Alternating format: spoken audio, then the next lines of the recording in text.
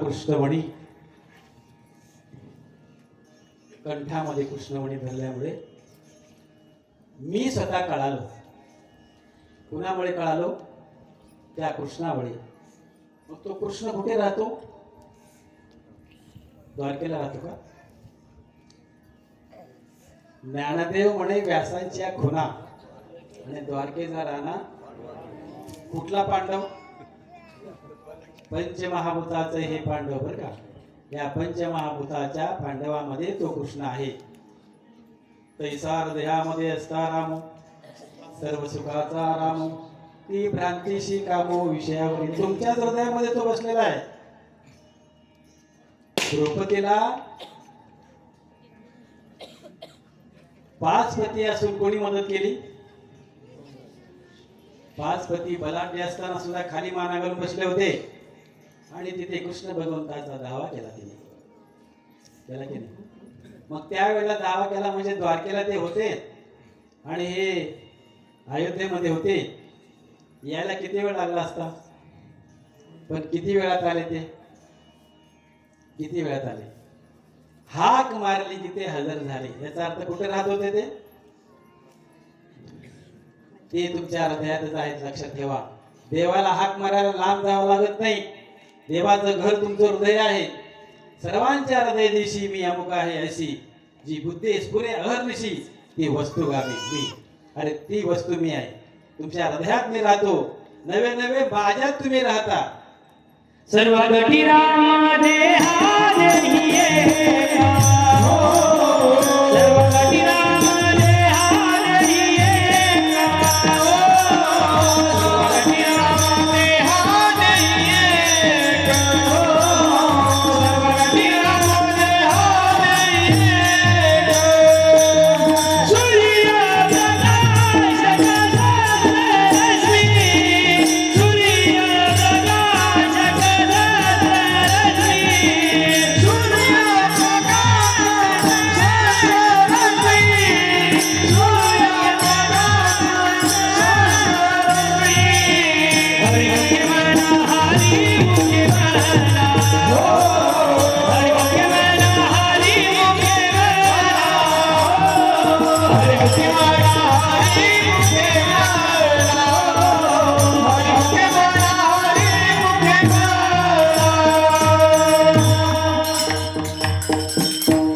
सूर्य प्रकाश सहस्र रश्मी.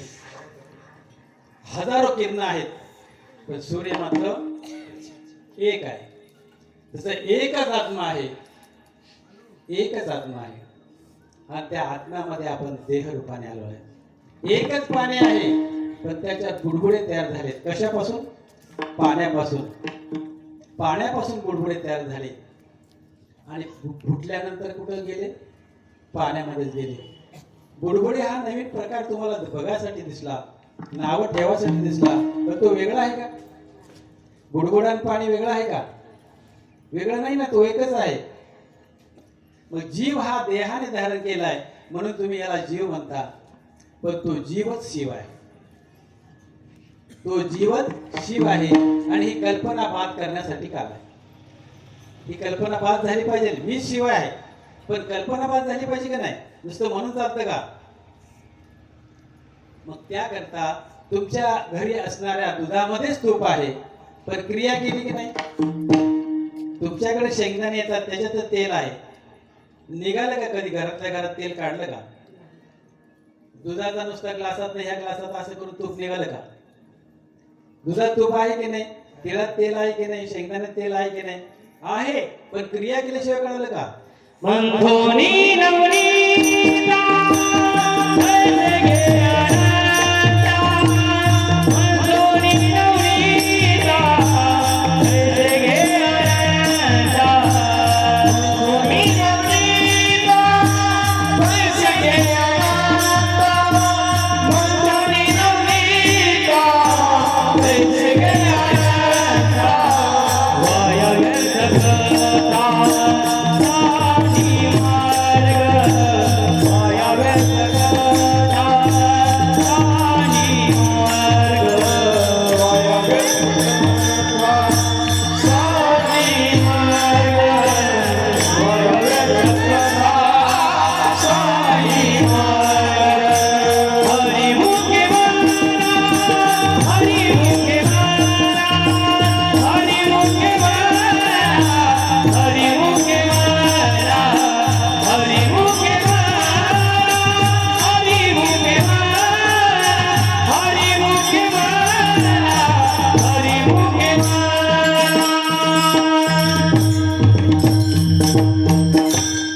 चार वेद, सहा शास्त्र, 18 पुराण वाचायला तुम्हाला वेळ आहे का?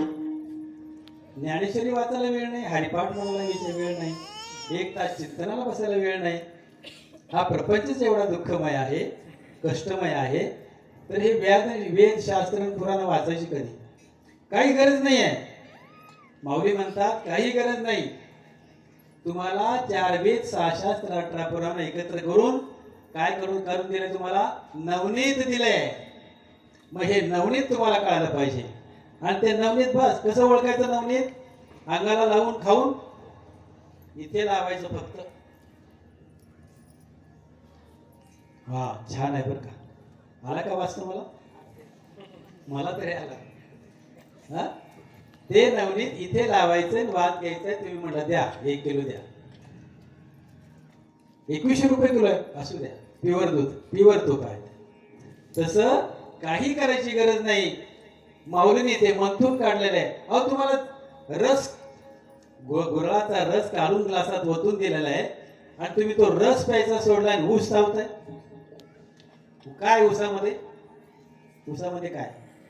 रसच आहे ना. मग कशाला जाबड सोलताय?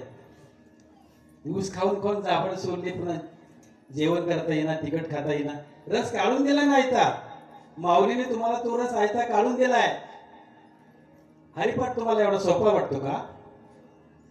एवढा सोपा नाहीये तो. ज्ञान गूढ गम्य ज्ञान देवाला दिले आणि निवृत्तीने दिले माझ्या हाती. काय दिले तुमच्या हाती?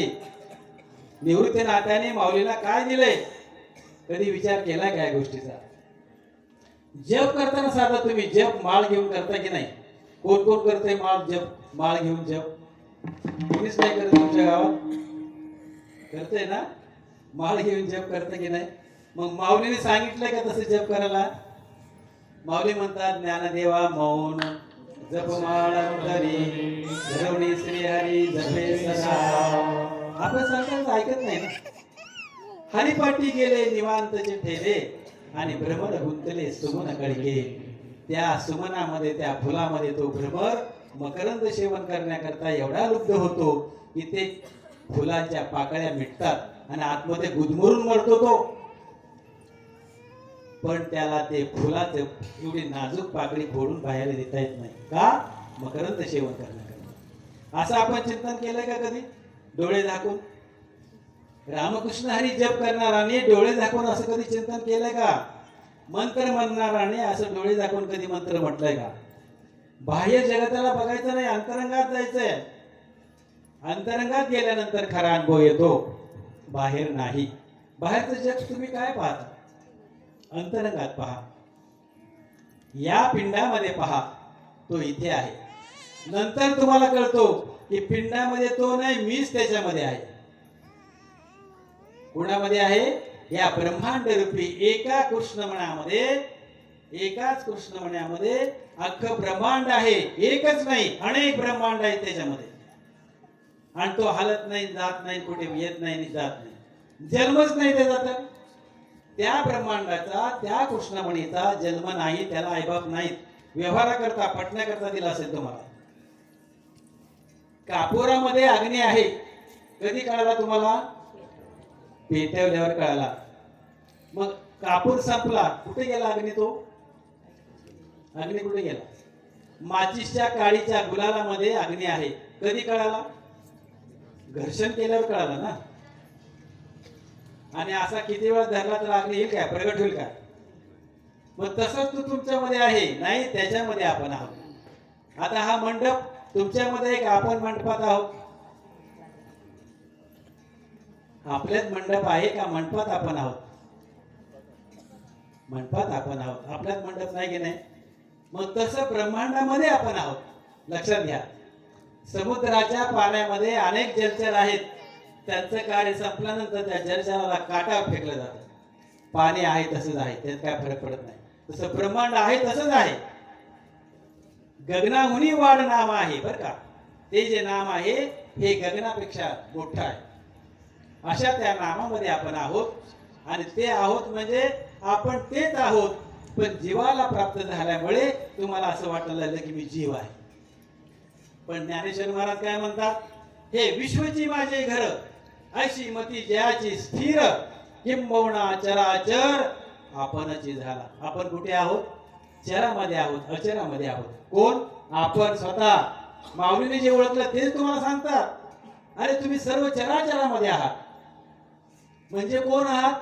देहाने नाही, तत्वाने, आत्म्याने. निसंग परतत्व परब्रह्म तुम्ही आहात.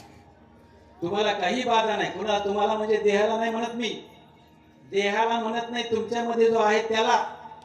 आपण पाया पडतो कुणाच्या? देहाच्या नाही, आतमध्ये असणाऱ्या त्या तत्वाच्या पाया पडतो, त्या ब्रह्माच्या पाया पडतो, त्या देवाच्या पाया पडतो. कळण्यासाठी नाव ठेवले ते. आणि हे जेव्हा कळतं तेव्हा त्याला काला वाटायचा अधिकार मिळतो. सेवितो हारस वाटितो अनेका, झाडे होऊन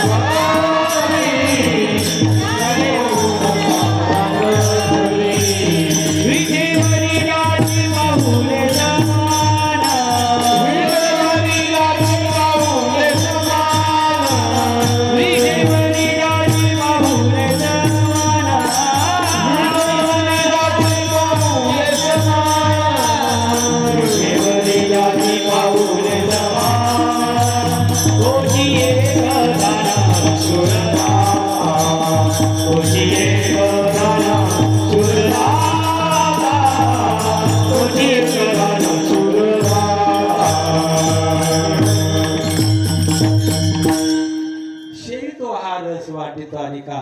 तुकाराम महाराजाने काला खाल्ला आणि जगाला दिला. काला वाटण्याचा अधिकार, काला वाटण्याचा अधिकार त्यांना आहे ज्याने स्वतः सेवन केला आणि तो जगाला दिला. म्हणून काला वाटायचा अधिकार कोणाला पाहिजे? स्वतः त्याचा अनुभव घेतला पाहिजे.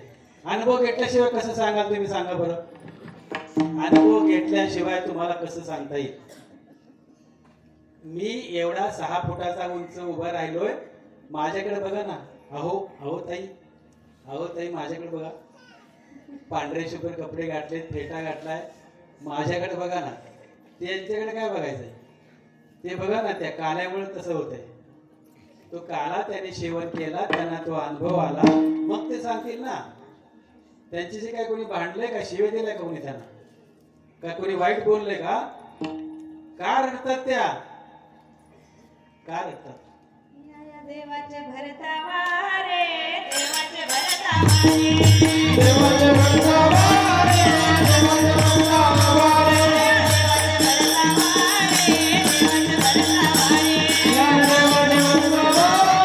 देवाचे भरतावारे,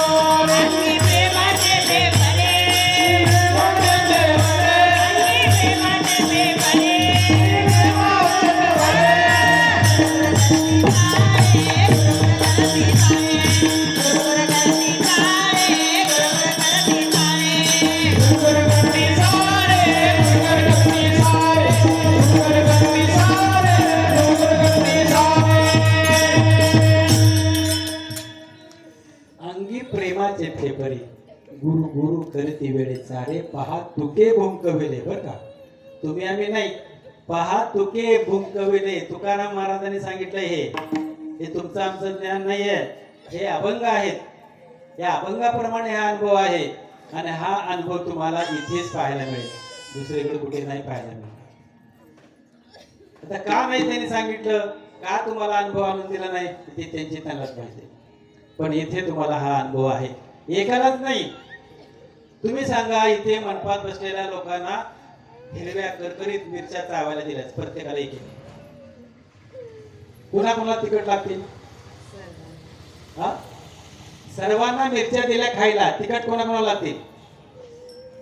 तर बोला, सर्वांना लागतील ना? सर्वांना मिरची तिखट लागेल की नाही? लागायलाच पाहिजे, कारण मिरचीच्या अंगी तो गुण आहे ना. तसा नामाच्या अंगी हा गुण आहे, एवढं लक्षात ठेवा. का अवस्था होते, का अष्टसात्विक भाव तयार होतात, तर ते नामाच्या अंगी होतात. नामच असेल ना, त्याला अवस्था झालीच पाहिजे.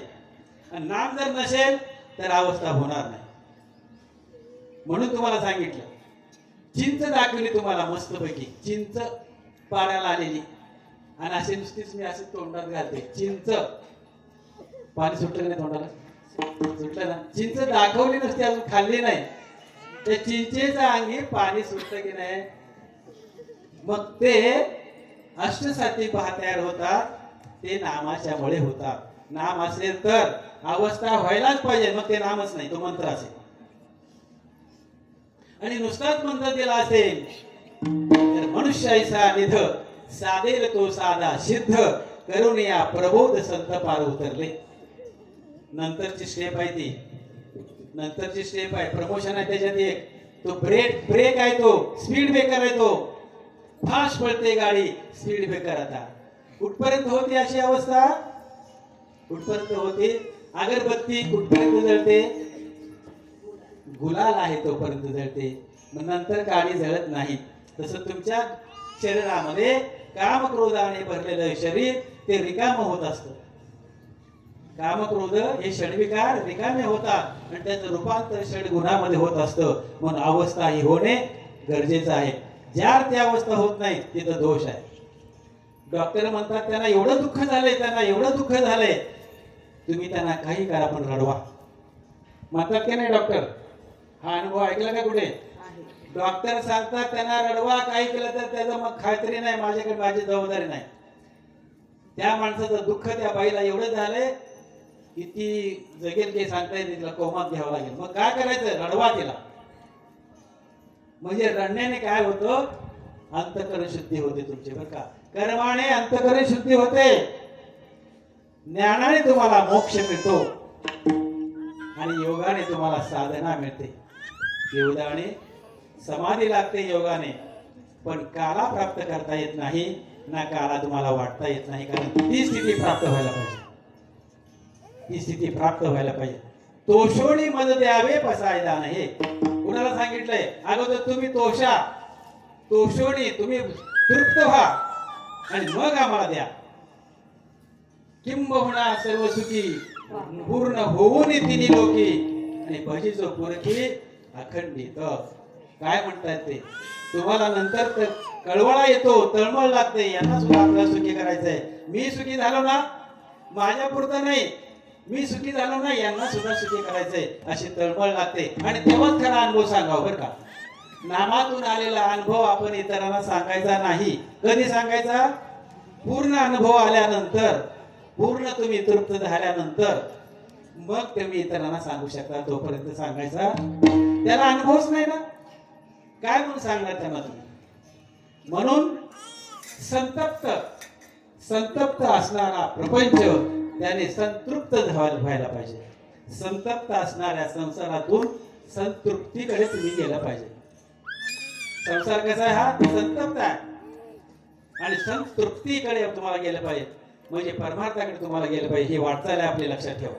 ज्याला हा अनुभव आला त्याला काला खायचा अधिकार आहे. नाही, काला खायचा सुद्धा अधिकार आहे बरं का. कुणालाही काला खाता येत नाही, त्याला तो अधिकार प्राप्त व्हावा लागतो. परिपूर्णता षडविकारांचं षडगुणामध्ये आणि रूपांतर झालंय. मग त्याकरता साधन पाहिजे. साधन कोणतं पाहिजे? सर्व साधनांचे साधनांचे सार मंत्र सर्व साधनांचे बीज बर का. सर्व साधनांचे बीज. एकनाथ महाराजांचा आपण तो वेगळा आहे. सर्व साधनांचे बीज आणि ते नामाने तृप्त होत असतात. सर्व साधनांचे सार